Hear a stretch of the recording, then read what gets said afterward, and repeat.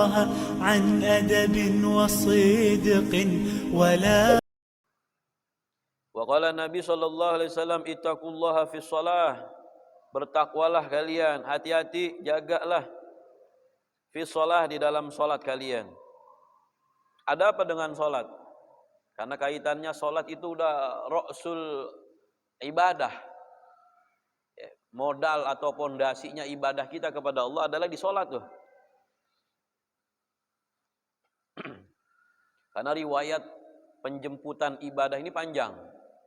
Di bulan Rajab Allah kasih cerita, Allah kasih peristiwa, Allah kasih bahan renungan buat kita. Penjemputan ibadah itu seorang hamba manusia yang paling mulia, Nabi kita Muhammad SAW, diperintahkan dan diperjalankan Rasulullah oleh Allah Subhanahu wa taala melalui peristiwa Isra wal Mi'rajnya sampai mendapatkan perintah salat.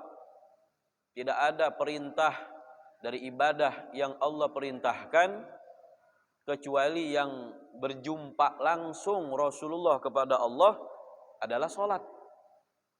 Haji, puasa, ibadah-ibadah yang lain diperintahkan melalui turunnya wahyu yang disampaikan oleh malaikat Jibril alaihissalatu wassalam. Malaikat Jibril yang menyampaikan tentang perintah-perintah kewajiban ibadah kepada Allah. Tetapi ibadah salat ini Allah yang langsung mengucap, yang langsung memerintahkan untuk melakukan ibadah salat sehari semalam dengan perintah 50 waktu. Makanya kata Jibril sebelum masuk gerbang tempat yang mulia, tempatnya Allah Subhanahu wa taala, kata Jibril, "Ya Muhammad, cukup, saya sudah sampai sini. Nganter engkau akan berjumpa dengan Tuhan.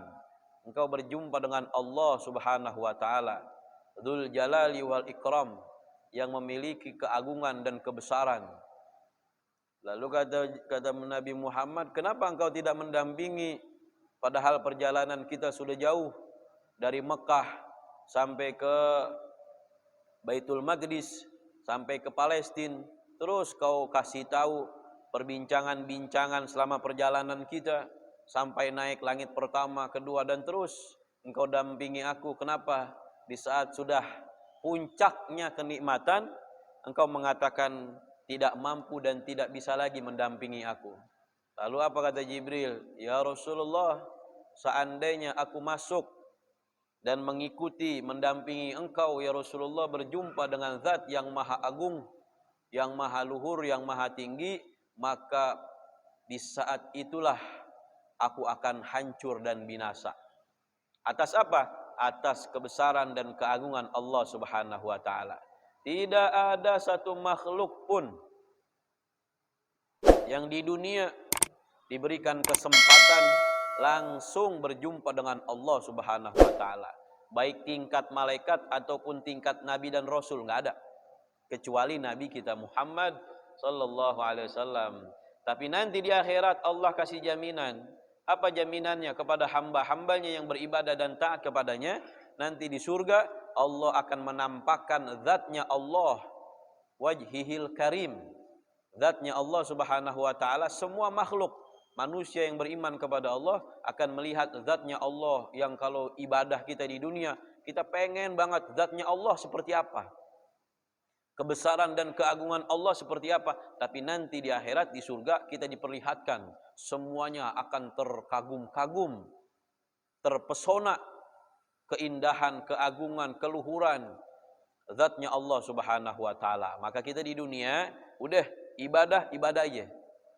Di waktu Allah suruh kita salat, waktu kita puasa, zakat, haji, umroh, sedekah, kita diperintahkan hal-hal ibadah dari Allah, udah kita nggak usah cari tahu zatnya Allah Subhanahu wa taala. Bukan kelasnya kita. Kelas sekelas Nabi Musa saja, ketika dia mengatakan kepada Allah, "Ya Allah, aruni an anzura ilaika." Ya Allah, izinkan saya pengen ngelihat engkau ya Rabb. Kata Allah, enggak. Jangan. Enggak bakalan kuat, enggak bakalan bisa kau lihat pandang wajah aku, kata Allah Subhanahu wa taala. Itu sekelas Nabi Musa. Apalagi kita pengen tahu gitu, pengen lihat, pengen coba-coba, pengen ini, jangan. Itu bukan kelas kita. Nanti aja. Kalau kita pengen lihat zatnya Allah yang sempurna, nanti di surga. Yang terpenting apa? Kita pengen ya, jalan menuju surga. Bagaimana jalan menuju surga?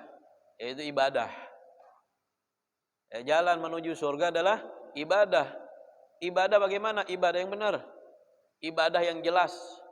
Ibadah yang guru kalian ngajarin tentang ini benar, ini kagak. Ini sah, ini tidak sah.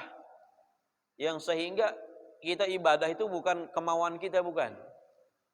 Ibadah kita itu bukan hawa nafsu kita, bukan. Ibadah itu bukan ibadah kita ngikutin diri kita, bukan.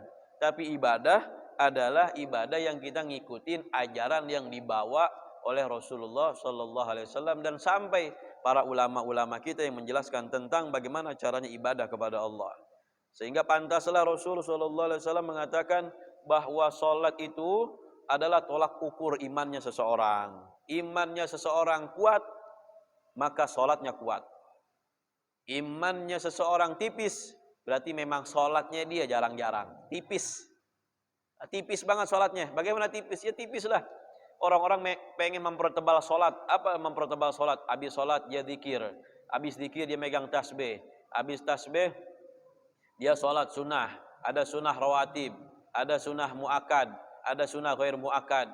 Ada sunnah-sunnah yang perlu dia lakukan. Ditambahkan lagi yang dianjurkan sama Nabi dan para ulama-ulama terdahulu. Jadi betah, semakin betah dia sholat, semakin menikmati dia sholat, semakin menghayati ayat-ayat yang dia baca atau surat atau doa yang ada di dalam sholat, dia menghayati dengan nikmat, itu akan terasa nikmat, maka akan dipertebal imannya kepada Allah Subhanahu wa taala.